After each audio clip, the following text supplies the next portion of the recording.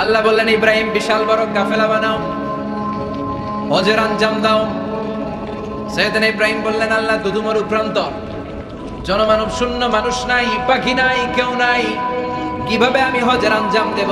আল্লাহ বললেন ইব্রাহিম, হজ প্রোগ্রামের ম্যানেজারগিরি করতে চাইলে তিনটা পেশা তোমাকে বেছে নিতে হবে। কয়টা? এই তিনটা পেশা এর সমন্বয়ে তুমি হজের প্রোগ্রামের আঞ্জাম দিতে পারবে। পেশা নাম্বার 1 তোমার রাজমিস্ত্রির কাজ করতে হবে। পেশা নাম্বার 2 তোমার ঝাড়ুদারগিরির কাজ করতে হবে। পেশা নাম্বার 3 তোমার মুয়াজ্জিনগিরি করতে হবে। সুবহানাল্লাহ বলবেন না? وَإِذْ يَرْفَعُ إِبْرَاهِيمُ الْقَوَاعِدَ مِنَ الْبَيْتِ وَإِسْمَاعِيلُ رَبَّنَا تَقَبَّلْ مِنَّا إِنَّكَ أَنْتَ السَّمِيعُ الْعَلِيمُ। সাইয়েদনা ইব্রাহিম আর কলেজের টুকরা সন্তান ইসমাইলকে নিয়ে রাজমিস্ত্রির কাজ শুরু করে দিলেন। আল্লাহু আকবার। কাবা ঘর ভেঙে চুরমার, বাপ বেটা মিলে রাজমিস্ত্রির কাজ, পাথর কেটে কেটে বাপ বেটা মিলে কাবা ঘর বানানো। পেশা নাম্বার 1 শেষ। পেশা নাম্বার 2 ঝাড়ুদারগিরি। পেশা নাম্বার 2 কি? আল্লাহ বললেন তাহহিরা বাইতিয়া লিত-তাইফিনা ওয়াল আকিফিনা ওয়ার রুকআইস সুজুদ। মসজিদেরি ঝাড়ু বারদার হোক আমারে হাত, শোনো আমারে মুনাজাত, শোনো শোনো ইয়া ইলাহি আমারে মুনাজাত, শোনো আমারে মুনাজাত। পড়েন আমিন।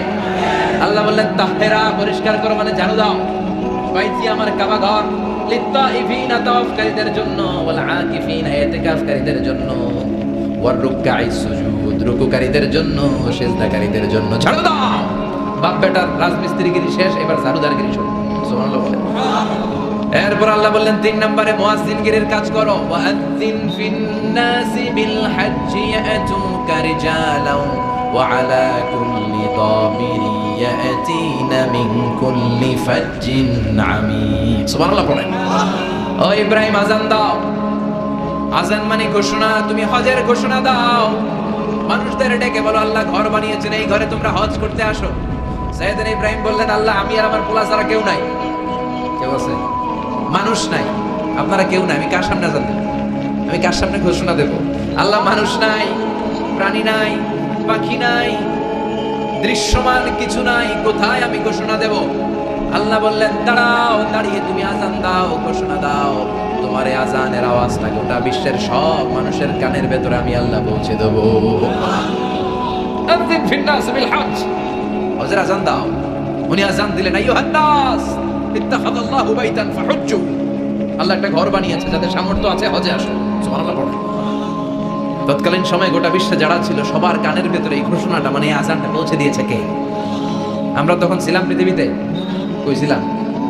ফি আলামিল আরওয়াহ, রূহের জগতে। রূহের জগতেও আল্লাহ তাআলা আমাদের কানে পৌঁছে দিয়েছেন। রূহের জগতে থেকে এই আযান শুনে আমরা যারা লাব্বাইক বলার সুযোগ পেয়েছি তাদেরকে এই দুনিয়াতে হজের নসিব আল্লাহ করে দিবেন। তার মানে হজ প্রোগ্রামের ম্যানেজার। সুবহানাল্লাহ পড়ে। পরীক্ষা কারে কয়? কত প্রকার কি কি। হজ প্রোগ্রামের ম্যানেজার বানাইলেন, ম্যানেজিং ডাইরেক্টর, মহাব্যবস্থাপক। হজের আঞ্জাম দাও, আর হজের আঞ্জাম দিতে যে তোমাকে প্রথমে রাজমিস্ত্রির কাজ করা লাগবে, পাস। ঝাড়ুদার গিরির কাজ করা লাগবে, পাস। আল্লাহর নবী উলুল আজমি মিনার রাসূল মসজিদ ঝাড়ু দেয়, আমরা মসজিদ পরিষ্কার করতে চাই না।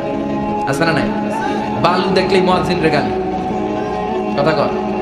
মসজিদে ময়লা দেখলেই খাদেমের 14 গোষ্ঠী উদ্ধার করে ছাড়ে, আর নিজে পশ্চিম দিকে পড়ে আসারও খায় না। আছে না নাই? মসজিদ ঝাড়ু দেওয়া শুধু মুয়াজ্জিনের কাজ, খাদেমদারের কাজ। মসজিদ পরিষ্কার রাখা আমাদের সবার কাজ। চিল্লা এখন ঠিক কিনা?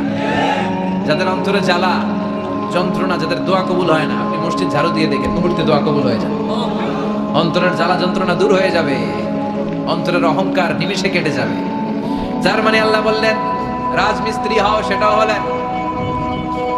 ঝাড়ুদার হও, সেটাও হলেন। আযান দাও, সেটাও হলেন। তার মানে হজের যে পরীক্ষা নিলেন এটাতেও কথা কম শুনতেছেন? 4টা ভয়ঙ্কর পরীক্ষা নিলেন, 4টাতে পাস। পরীক্ষা নাম্বার 5। আল্লাহ বললেন ইব্রাহিম বয়স কত? সাইয়েদনা ইব্রাহিম বললেন 80 বছর। আল্লাহ বললেন নিজ হাতে নিজের সুন্নাতে খাতনা সেরে দাও। সহিহ বুখারীর বর্ণনা, ইখতাজানা সাইয়েদনা ইব্রাহিম আলাইহিস সালাম ওয়া হুয়া ইবনু 80 সানা বিল কাদুম।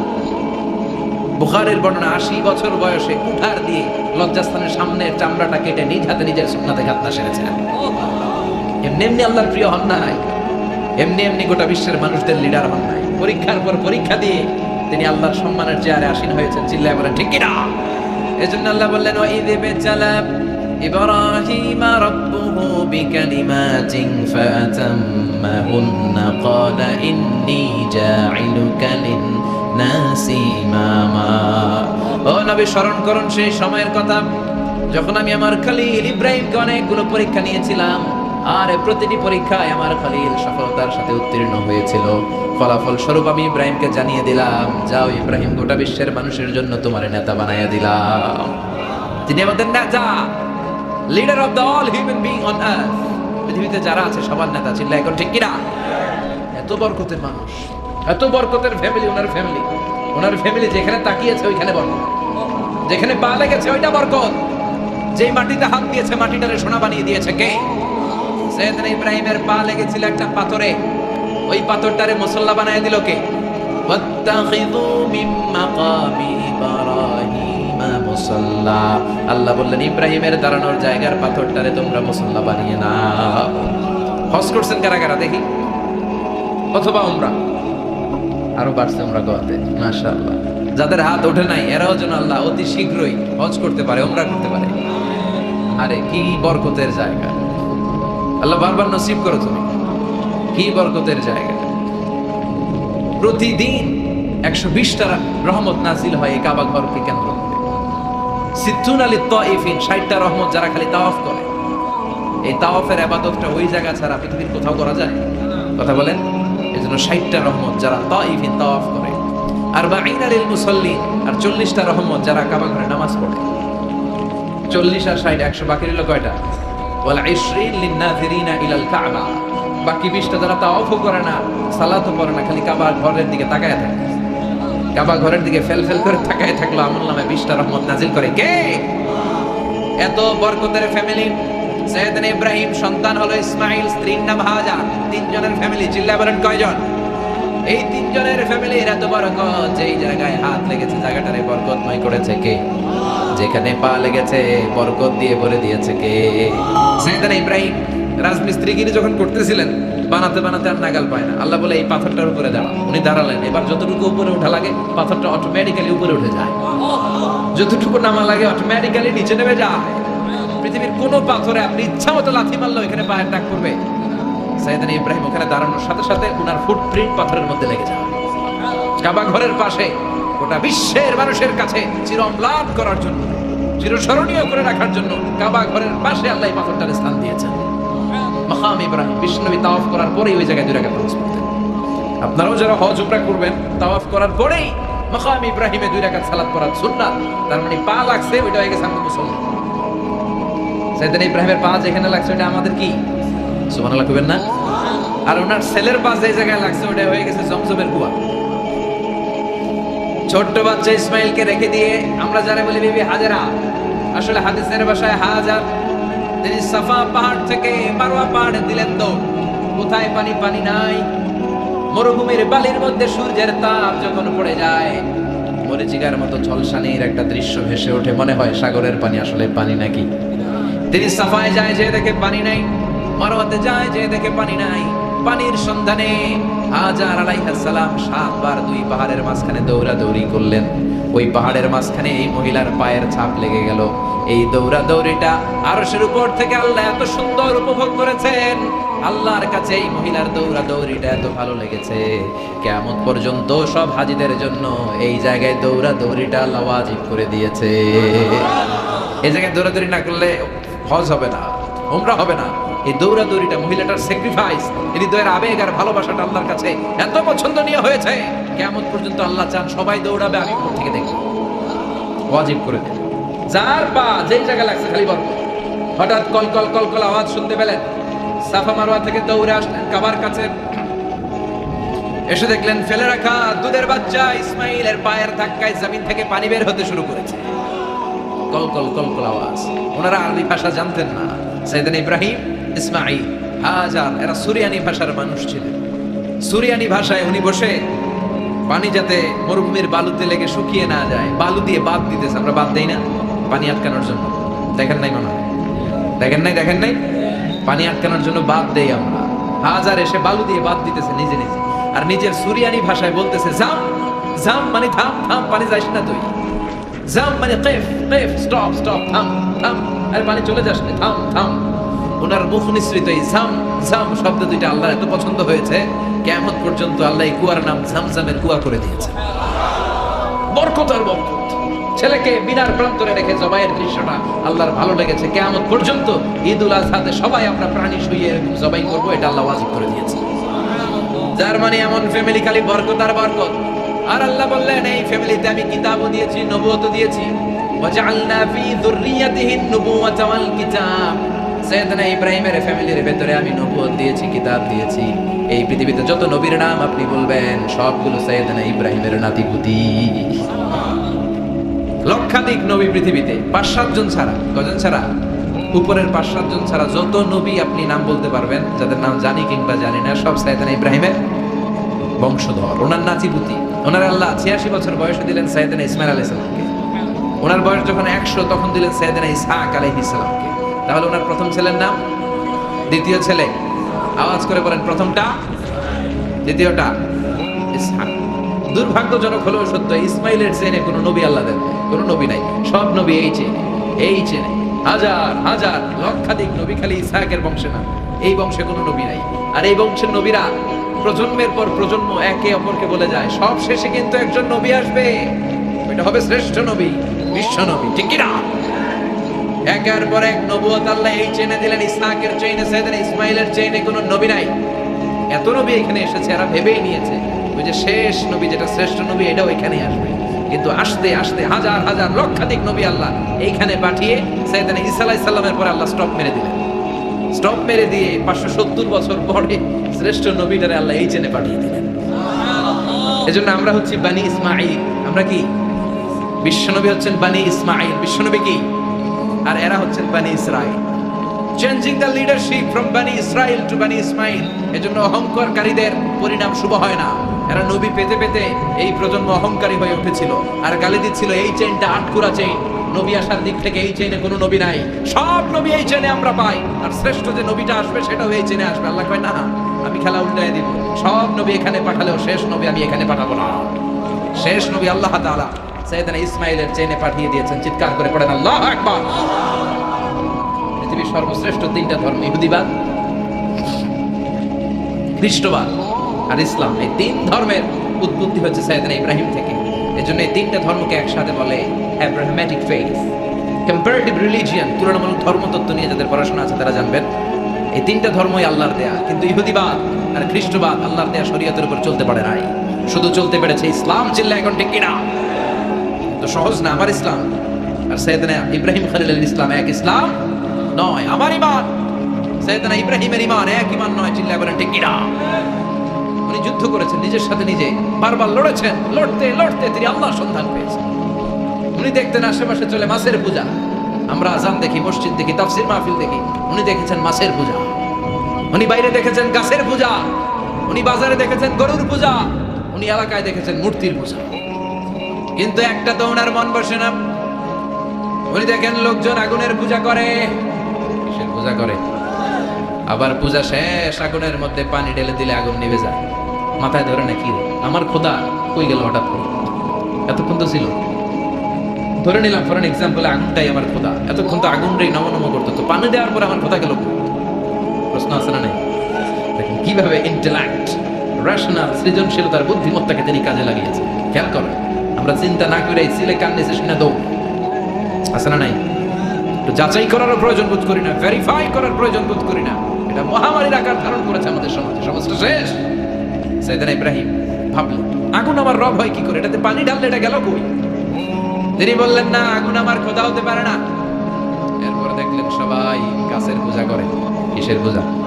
ঘরে যখন লাকড়ি দরকার, গাছ নামক খোদারে কোপাই আছে আজকে। কথা বোঝা নাই মনে হয়? যারা গাছের পূজা করে, যখন লাকড়ি দরকার, কাঠের দরকার, তখন খোদারে কি করে? কোপায়। কোপায়া সাইজ। তো খোদারে কোপায়, এটা কেমন খোদা? এরপর দেখলেন কিছু লোক গরুর পূজা করে। কিসের পূজা? তাদেরকে কটাক্ষ করছি না, সব ধর্মের প্রতি শ্রদ্ধা রেখেই বলছি। ভাবেন, রিথিঙ্ক করেন, পুনরায় ভাবেন।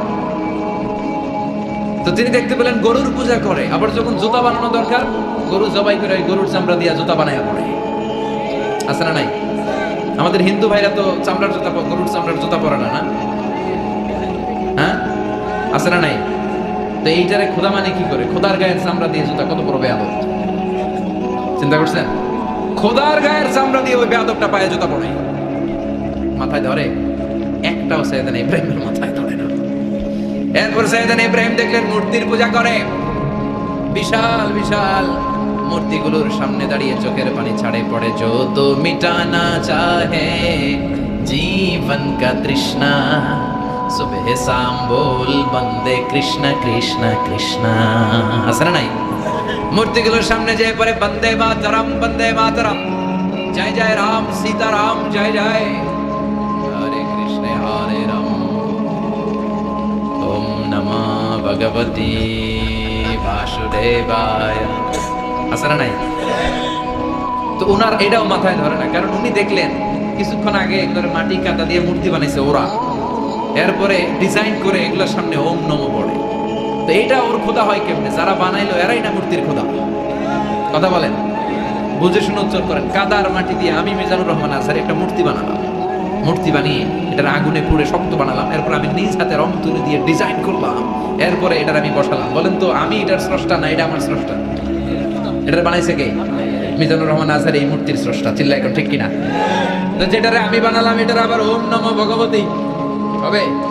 মাথায় ধরে না, ওনার মাথায় ধরে না। উনি চিন্তা গবেষণা অনুসন্ধানের মধ্য দিয়ে সত্যের সন্ধান পেয়েছেন। মহাসত্য এমনি পান নাই। দিন গড়িয়ে রাত আসে, সাইয়েদনা ইব্রাহিম আকাশের দিকে তাকায়, তাকিয়ে দেখে ধ্রুব তারা। কি তারা? সবাই দেখে ধ্রুব তারারে পূজা করে। এবার নিজের সাথে কথোপকথন কি করলেন এই কোরআন সাক্ষী। ফালাম্মা জান্না আলাইহিল লাইলু রাআ কাওকাবান ক্বালা হাযা রাব্বি ফালাম্মা আফালা ক্বালা ইন্নী লা উহিব্বুল আফিলিন। সুবহানাল্লাহ পড়েন। দেখেন নিজের সাথে নিজের বোঝাপড়া। রাত্রিবেলায় যখন ধ্রুব তারা দেখলেন সবাই পূজা করে, এবার মনে মনে কথা কয়। কেমনে কথা কয়? এই যে শুরু করছিলাম একটু আগে, বললাম না যে মনে মনে কথা আছে না নাই? মনে মনে কথা কয়, কি রে এটা তো সুন্দর, এটাই মনে আমার খোদা। কিছুক্ষণ পর যখন দেখে তারা নাই, কয় না এটা খোদা না, এটা হুদা। এটা কি? খোদাই কি আমার ছেড়ে চলে গেলে চলবে? আমি অসুস্থ হইলে আমার দেখবে কে? অসুস্থ হইলে আমার সুস্থ করবে কে? বিপদে পড়লে আমাকে উদ্ধার করতে হবে কে? তার মানে আমার খোদা আমার ছেড়ে চলে যায় না, এই তারা আমার খোদা হতে পারে।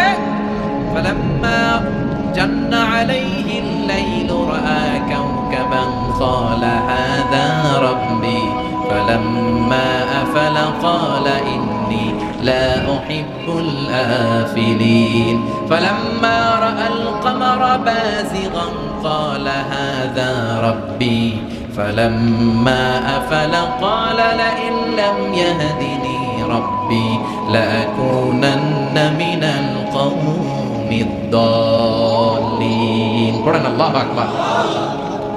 এরপরের দিন যখন চাঁদ দেখলেন, পূর্ণিমার চাঁদ, দেখতে ওইটা তারার চেয়ে ছোট না বড়?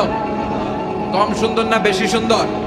পরের দিন চাঁদ দেখে তিনি দেখলেন সবাই চাঁদের পূজা করে। এবার আবার মনে মনে কথা, তাইলে ওইটা না এটাই মনে হয় খোদা। আল্লাহর কসম এগুলো কোরআনে আছে। কিভাবে উনি মহাসত্যের সন্ধান পেয়েছেন সব কোরআনে তুলে ধরেছে। না না ধ্রুব তারা আমার খোদা না, খোদা হইলে হবে এই চাঁদ। এটা অনেক সুন্দর। আবার রাতের শেষে চাঁদও নাই, মনে মনে খাইছে কোথায় গেল কই? উনি খোদা খুঁজে পায় না, খোদা গেল কই? এবার উনি বললেন হায় হায়, আমি তো বিপদে পড়ে গেছি, খোদা খুঁজে পাই না। আমার আসল খোদা যদি আমারে পরিচয় না দেখায় আমি তো গুমরা হয়ে যাব। ফালাম্মা রাআশ শামসা বাযিগাতান ক্বালা হাযা রাব্বি হাযা আকবার ফালাম্মা আফালাত ক্বালা ইয়া কওমি ইন্নী বারীউম মিম্মা তুশরিকুন।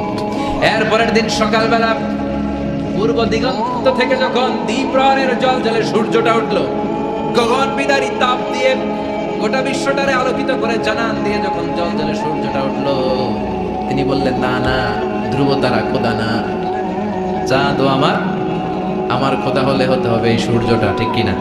হাদা আকবার, এটা অনেক বড়, এটা সবচেয়ে বড়, খোদা হইলে এটাই হয়। আবার বিকেল বেলা পশ্চিম দিকে যখন জল জলে সূর্যটা ডুবে যায়, এবার উনি কি বলে বললেন আল্লাহু আকবার। দেখেন স্টেপ বাই স্টেপ সব বাদ দিয়ে কেমনে তিনি মহাসত্যের সন্ধান পান। বিকেল বেলা যখন সূর্য ডুবে যায় কয় না এটাও আমার খোদা হতে পারে।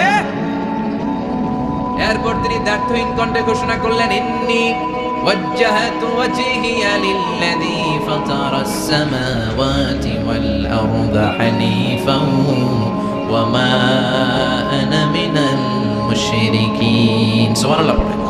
তিনি বললেন না গরু আমার খোদা হতে পারে না, মূর্তি আমার রব হতে পারে না, ধ্রুব তারা চাঁদ সূর্য কোনটাই আমার রব হতে পারে না। মহাবিশ্বটা যে চমৎকার ভাবে চলছে, নিশ্চয়ই এমন একজন মহা ব্যবস্থাপক আছে, নিশ্চয়ই এমন একজন মহা কন্ট্রোলার আছে, যিনি দূর থেকে গোটা বিশ্বের সব কন্ট্রোল করে থাকে। তিনি কে? তিনি বললেন ওই রবের দিকে আমি মুখ ফেরালাম, যিনি আকাশ বানালেন, জমিন বানালেন। তোমরা যেগুলোর পূজা করো আমি এগুলোর পূজা করি না। আল্লাহর দেখে নাই কিন্তু পেয়ে গেছে সন্তান। সুবহানাল্লাহ পড়েন। কেমনে ইকুয়েশন ড্র করে, কেমনে পাটিগণিতের মতো মিলাইছে, না এটা বাদ, ওইটা বাদ, ওইটা বাদ, সব বাদ। পরে তিনি এই সিদ্ধান্তে আসলেন যে একজন মহা ব্যবস্থাপক আছে, একজন মহা নিয়ন্ত্রক আছে, যার ইশারায়, যার ইঙ্গিতে, যার অর্ডারে গোটা বিশ্বটা এক নিয়মে চলে। চিল্লায় এখন ঠিক কিনা? স্টেপ বাই স্টেপ যেতে তিনি নিজের সাথে বোঝাপড়া করতে করতে, নিজের সাথে কথা বলতে বলতে আল্লাহর সন্তান পেলেন। এখন আমরা চিন্তা করি না, গবেষণা করি না। সম্মানিত ভাইয়েরা, এই কোরআনে আল্লাহ বহুবার বলেছে, এই কোরআনে আল্লাহ চিন্তাশীলদের জন্য নিদর্শন রেখে দিয়েছে। কাদের জন্য? ক্ষমতাশীলদের জন্য, পাওয়ারফুলদের জন্য, টাকাওয়ালাদের জন্য, শক্তিশালীদের জন্য। চিল্লায় বলেন কাদের জন্য? চিন্তাশীলদের জন্য কোরআনে নিদর্শন আছে না নাই? তার মানে এই নবী নিজে নিজে যেই কথা বলে এই কথা কোরআনে আছে না নাই? এই নবী আল্লাহর সাথে যেই কথা বলে ওইটাও আছে না নাই? তিনি আল্লাহরে বললেন রব্বি আরিনি কাইফা তুহয়িল মাউতা। আল্লাহ তুমি নাকি মৃতকে জীবিত করো, কেমন করে করো একটু দেখাও তো। আল্লাহ বলে ইব্রাহিম এটা কেমন কথা? আওয়ালাম তুমি নবী মানুষ, কি প্রশ্ন করলে? তোমার বিশ্বাস হয় না? আওয়ালাম তুমি বিশ্বাস হয় না? তুমি তো নবী, যেন নবী নও, তুমি খলিল, তোমার বিশ্বাস হয় না? এটা কেমন প্রশ্ন?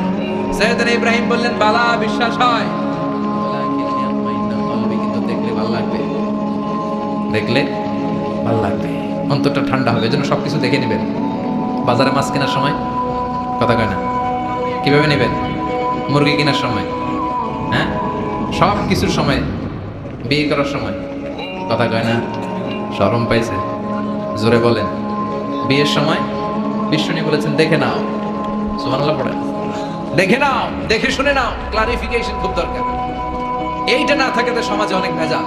কথাগুলো খেয়াল রাখবেন। রব্বি আরিনি কাইফা তুহয়িল মাউতা। আল্লাহ তুমি নাকি মৃতকে জীবিত করো। আল্লাহ বললেন তোমার বিশ্বাস হয় না? সাইয়েদনা ইব্রাহিম বললেন অবশ্যই হয়, কিন্তু দেখতে ভালো লাগে, দেখলে অন্তরটা ঠান্ডা হবে। সুবহানাল্লাহ পড়েন। এজন্য সবকিছু ক্লিয়ার হয়ে নেবেন, ক্লিয়ার কাট, সুনিশ্চিত হয়ে নেবেন, দেখে নেবেন, বুঝে নেবেন। এরকম অনেক ঘটনা ঘটে। আপনার বন্ধু 10,000 টাকা ঋণ নিয়েছে, যেদিন ঋণের টাকা ফেরত দেওয়ার কথা দিছে বান্ডিল পকেটে ভরে নিয়েছেন, আপনি দেখে নেন নাই। ভাবছেন বন্ধু মানুষ ঠিকই তো দিছে, ও ঠিকই দিছে। বাড়িতে যাই দেখেন ওইখানে 9,500 টাকা। কথা কম, 500 টাকার নোট একটা নাই। এখন ওর সাথে ঝামেলা আছে না নাই? ওর গণনায় ভুল হতে পারে কি পারে না? ও বলবে আমার গণনায় 10,000 ছিল, ও কইবা আমি পাই নাই, কিলাকিলি আছে না নাই? ঝামেলাটা এই কারণে আপনি দেখে নেন নাই। কথা বলেন। অনেকে বিদেশে যায়, বন্ধু বান্ধবরা অনেক কিছু প্যাকেট করে দেয়, আমার ভাইয়ের জন্য নিয়ে যায়। এক ঘটনা আছে, দুবাইয়ের এক ভাই তার বন্ধুকে কিছু জিনিস দিছে তার ভাইয়ের জন্য। সে বলে দিছে যে আমার ভাইয়ের ডায়াবেটিক্সের রোগ, একটু ওষুধ নিয়ে যাবা। তার বন্ধু তো নরম মনের মানুষ, বিশ্বাস করে নিয়ে গেছে। এয়ারপোর্টে ওরা ধরছে, ওটার ভিতরে ছিল হিরোইন। ভিতরে কি ছিল? এজন্য ক্লারিফিকেশনের দরকার আছে না নাই?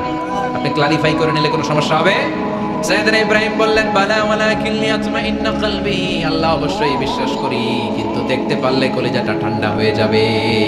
বিশ্বনবীর অভ্যাস ছিল ওনার স্ট্যান্ডিং পয়েন্ট উনি ক্লিয়ার করে দিতেন।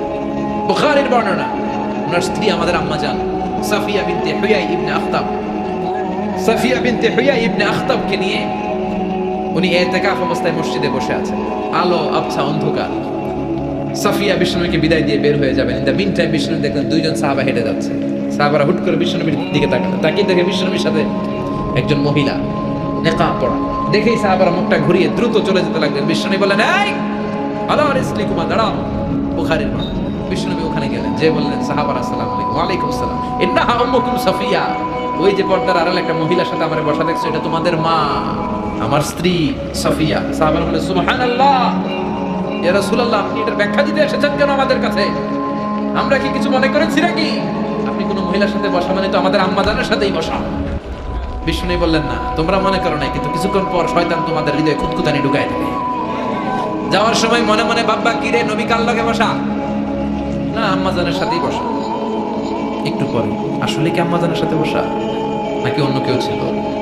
না না, কেউ ছিল না, নবীর স্ত্রী ছিল। আসলে কি স্ত্রী ছিল না অন্য কেউ ছিল? এই যে খুঁতখুঁতানি, খুঁতখুঁতে স্বভাবের একটা ভাব মনের মধ্যে শয়তান ঢুকাই দিতে পারে কি পারে না? এজন্য ক্লিয়ার হয়ে নেবেন। ক্লিয়ার হয়ে নেওয়া সুন্নাত, ক্লিয়ার হয়ে যাওয়া। আল্লাহ, আমি ক্লিয়ার হতে চাই, ক্লিয়ার হওয়া সাইয়েদনা ইব্রাহিমের সুন্নাত। সুবহানাল্লাহ পড়েন। আল্লাহ, কেমন করে মৃতরে জীবিত করো তুমি দেখাও। আল্লাহ বললেন, 4টা পাখিরে টুকরা টুকরা করো, জবাই করো, টুকরা টুকরা করো, পায়ের সাথে মাথা মিশাও, মাথার সাথে কলিজা মিশাও, টুকরা টুকরা করে ওই পাহাড়ের মধ্যে ছিটিয়ে দিয়ে আস। এরপরে এই পাশে এসে সুম্মা দুহুন্না ইয়াতিনাকা সায়া, আমার নামে পাখিগুলোরে ডাক দাও। উনি এই পাশে এসে আল্লাহর নামে টুকরো টুকরো করে ছিটিয়ে দিয়ে আসা পাখিগুলোরে ডাক দিতে দেরি মুহূর্তে পায়ের সাথে মাথা, মাথার সাথে বডি লাগে জীবিত হয়ে পাখিগুলো দৌড়ে সাইয়েদনা ইব্রাহিমের কাছে চলে এসেছে। আল্লাহর কোরআন সাক্ষী। ইয়াতিনাকা সায়া, এই যে আল্লাহর সাথে উনার কি ডায়ালগ মারছেন, এটা কোরআনে আছে না নাই? এরপরে উনি ওনার কলিজার টুকরা ছেলে সাইয়েদনা ইসমাঈলের সাথে কি ডায়ালগ মারলেন, সেটাও কোরআনের ভেতরে আছে না নাই? ফালাম্মা বালাগা মাআহু সা'য়া ক্বালা ইয়া বুনাইয়া ইন্নী আরা ফিল মানামি আন্নী আযবাহুক ফানজুর মাযা তারা।